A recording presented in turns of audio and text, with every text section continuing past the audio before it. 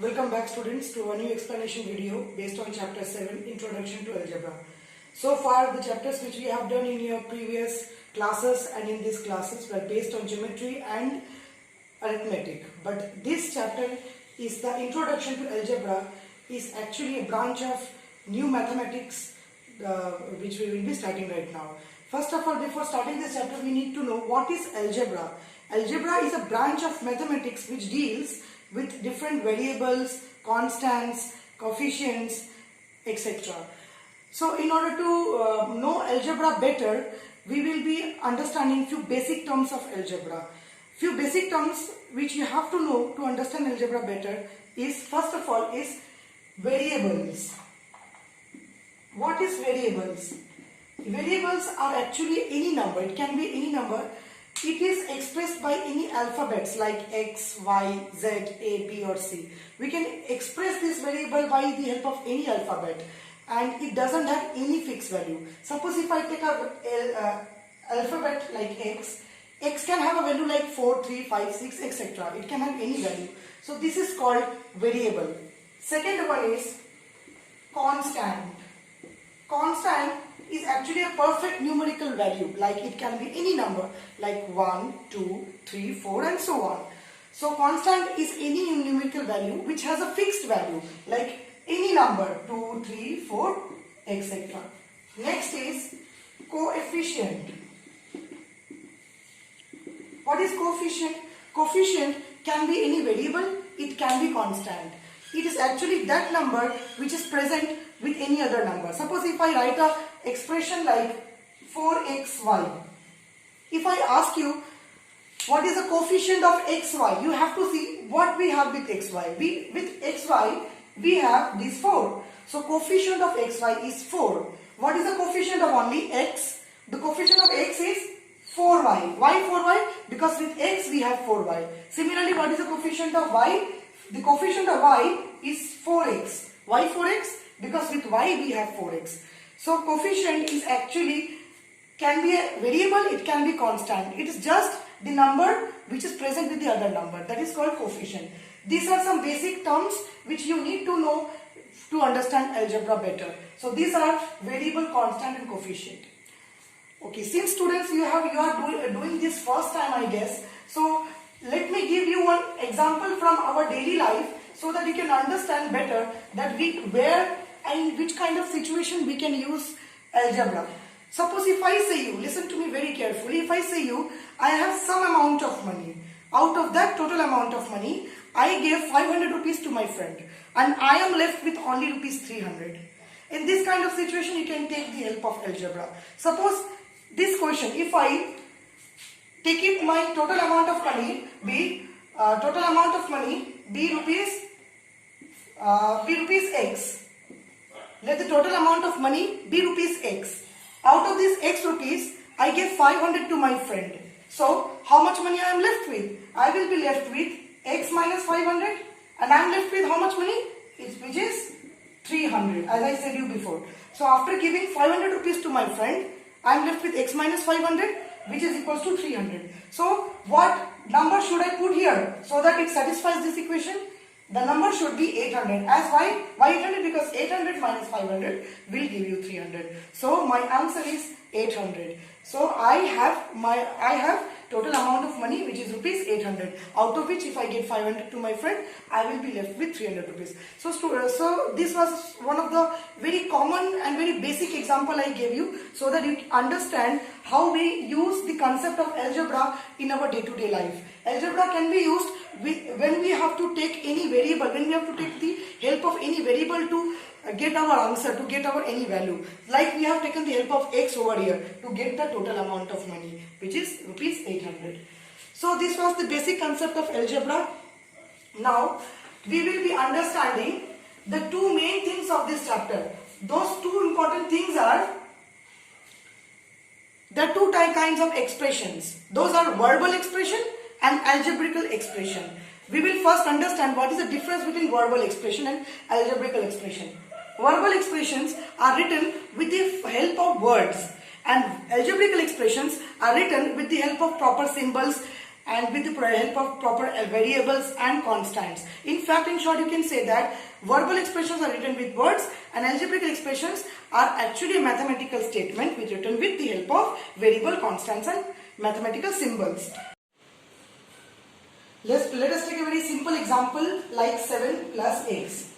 See students, we have here 7 as constant and x as variable with a mathematical symbol of plus in between. So this expression is called algebraical expression. So if we want to convert this algebraical expression into verbal expression, how can we write this expression in words? We can write it as 7 plus x,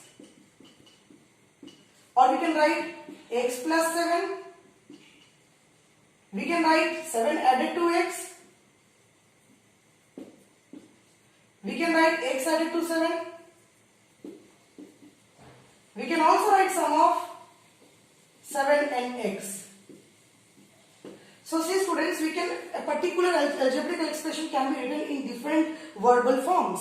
So these are all called verbal expressions, and this is called algebraical or algebraic expression.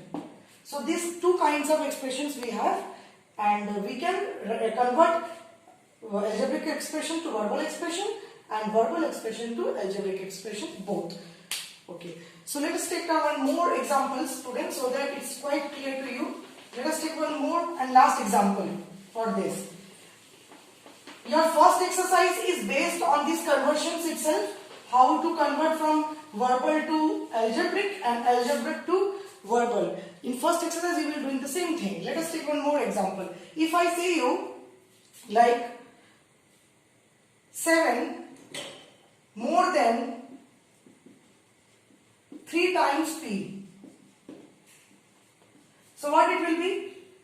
3 times p means what? 3 multiply p and 7 more than that. That means I will keep this in first bracket and I will add 7 with this. That means 3 times p means 3 multiply p and 7 more than that. That means 7 plus 3 into p. So this is the verbal expression and this is the algebraic expression. Okay. If I say you the quotient of x and 2, when we get the quotient, students, we get the quotient when we divide any two numbers. So this quotient can only be get if I divide x divided by 2. So the algebraic expression for this verbal expression will be x divided by 2, or we can simply write x by 2. So students, it's quite clear to you right now that how will we convert from verbal expression to algebraic expression, and then from again vice versa, that means algebraic expression to verbal expression. So these things are very easy. One more thing I like to say to you, sometimes in algebra, in algebraic expression, we don't write multiplication sign. Suppose if I want to write like 7 into 3 plus x, it's not necessary that you have to give multiplication sign here. Sometimes though no sign is given here, so if there is no any symbol or no any sign like plus minus or anything, then you will consider it as multiply, because in algebra multiplication sign many times we avoid, we don't give. So if there is no any sign, we will see that as it is multiplication. Okay, the last topic of this chapter, actually this chapter is very big, but since you are doing it first time, so in your syllabus or in your chapter only few basic terms are given, so that you get acquainted with these topics, and in higher classes you will be learning about this algebra in more details. So the next topic which you will be solving in your next exercise, that is the second exercise, is the exercise of substitution.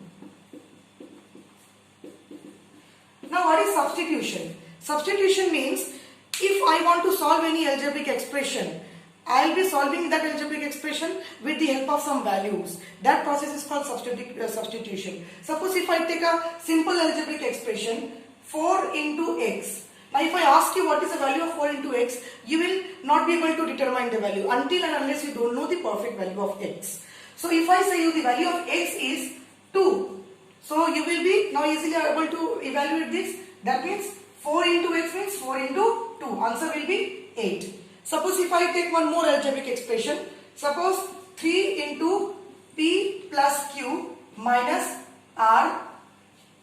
This is also an algebraic expression. I may not give you here multiplication sign. I can directly write like this also. So what will be the value of this? This is an algebraic expression with 3 variables, P, Q and R. Why 3 variables? Because these 3 are unknowns to me. I don't know the value of P, Q and R. Let us take a value of P, Q and R. Suppose P is 2, Q is 3 and R is suppose 1. Let us put the values here. So 3 in bracket 2 plus 3 minus 1. So as in BODMAS what we do? According to BODMAS we have to solve. BODMAS you have to follow everywhere. This is very important. So in BODMAS we used to add the number in bracket first. So what it will be? So since there is no any sign here, what we will be taking? What sign we will take here? As I said before, we will be taking as multiplies. If there is no any sign, we will take it as multiply. And 2 plus 3 is 5 minus 1. So what we will do first? Minus or subtraction, multiplication. We will first multiply the number. So it will be 3 into 5, 15 minus 1 equals to 14. So this 14 is your answer. So students, in second exercise, you will be dealing with this process of substitution. You may be getting any algebraic expression. Maybe it can be with 1 variable, it can be with 2 variable, and it can be with 3 variable. You just have to put the values of those variables in proper places, and then you have to follow the process of BODMAS, and you will get the final answer. This method is called substitution method, and in your syllabus, this only few topics are only there. In higher classes, you will be learning this algebra in more details, as algebra is one of the most important branch of mathematics, and you students probably are starting with this topic newly. So these few topics and these few important terms are included in your syllabus, which will enhance your concept, which will improve your concept, so that in higher classes you can solve any word problem concerned with x, y, z or any variable very easily. So students, with the hope that you have understood the topic, I end up my video here. Thank you.